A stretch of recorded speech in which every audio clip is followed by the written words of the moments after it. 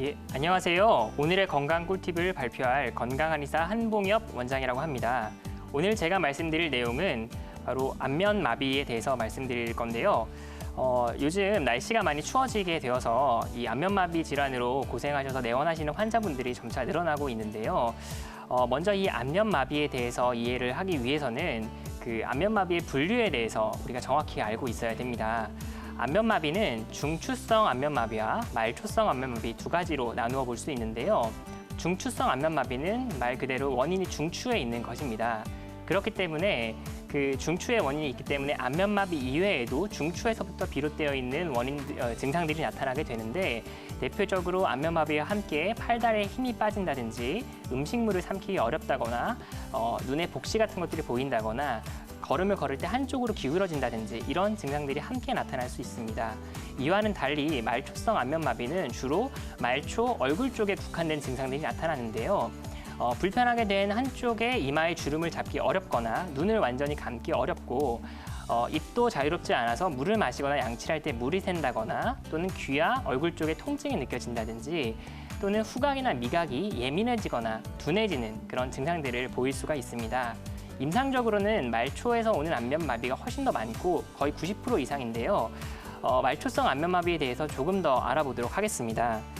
말초성 안면마비는 특정한 원인이 있지 않은 경우가 훨씬 더 많은데요.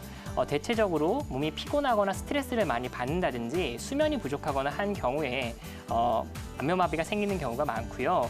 또 그 외에도 우리가 추운 데서 자면 입이 돌아간다고 얘기를 많이 하죠. 찬 바람을 많이 쐬거나 한기를 많이 맞게 되면 추위에 대한 면역학적 염증들이 발생을 해서 안면마비가 나타날 가능성이 늘어나게 됩니다.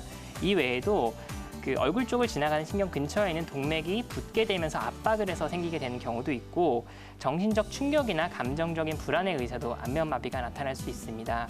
특히 고혈압 환자분들 같은 경우에는 안면마비가 더 많이 나타날 수 있는데요. 예후도 좋지 않기 때문에 주의를 좀 하셔야 될 필요가 있겠습니다.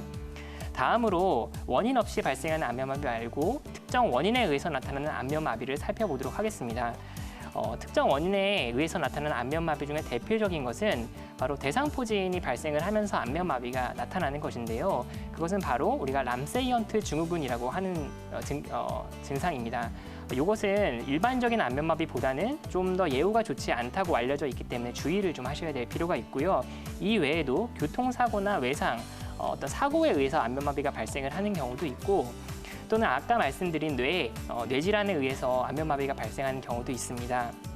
또는 이게 귀 쪽에서 빠져나오는 신경이기 때문에 급성 또는 만성 중이염에 의해서 신경이 손상을 받아 안면마비가 생기기도 합니다.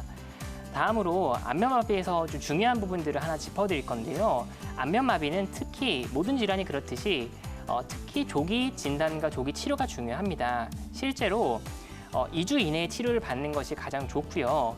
4일에서 7일 이내에 치료를 받은 케이스가 그렇지 않은 경우보다 예후와 경과가 훨씬 더 좋다고 알려져 있고, 특히 초기에는 급성기에 염증들이 많이 진행이 되는 시기이기 때문에 대개는 2주 정도 사이 기간 동안에는 증상이 점점 심해지는 경과를 보입니다.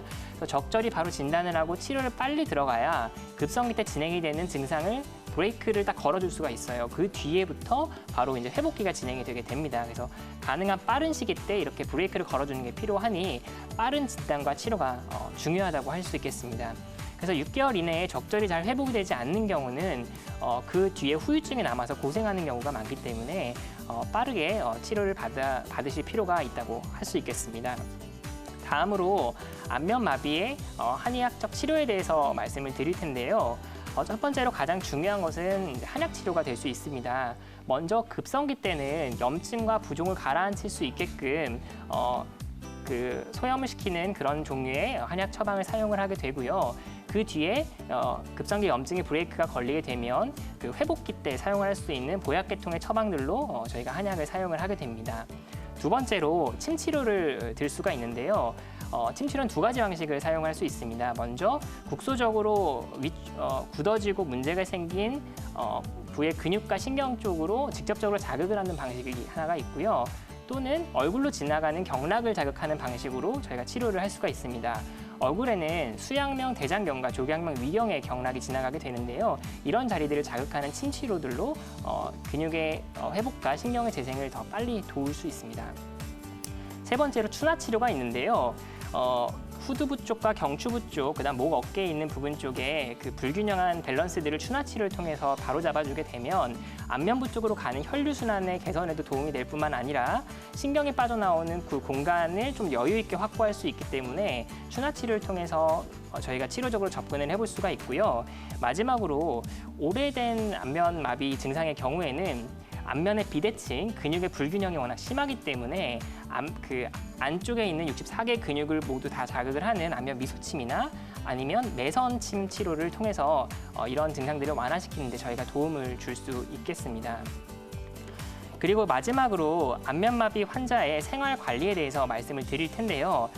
안면마비 환자분들은 늘 항상 그 환부를 따뜻하게 유지해 주는 게 정말 중요합니다. 그래서 찬 바람을 쐰다든지 한기를 맞는다든지 이런 환경들을 항상 피하시는 게 좋고요. 온찜질이라든가 마사지 같은 걸 통해서 어떤 환부의 혈류 순환을 개선시키는 것이 또 중요하다고 할 수 있겠습니다. 또 말초 안면마비인 경우에는 초기 때 진행이 되는 동안에 눈이 완전히 감기지 않고 입이 또 완전히 닫히지 않기 때문에 우리가 세안을 한다든지 할 때 좀 강한 화학 제품들을 많이 사용을 하게 되면 그게 이제 안쪽으로 들어가서 문제를 2차적으로 일으키는 경우들이 있거든요. 그래서 이런 것들을 피하는 게 좋고요. 특히나 눈 같은 경우는 많이 건조하게 눈이 계속 감기지가 않기 때문에 건조한 경향을 보여서 안 연고나 안약 같은 것들을 넣어서 이런 것들을 보조해 주시거나 아니면 평상시나 주무실 때 안대를 해주시는 것도 좋은 방법이 될 수 있겠습니다.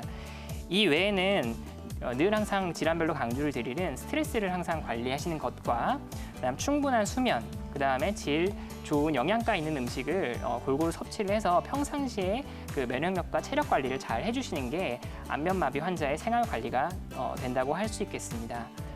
이상으로 오늘의 꿀팁에 대한 안면마비에 대해서 살펴보았습니다. 감사합니다.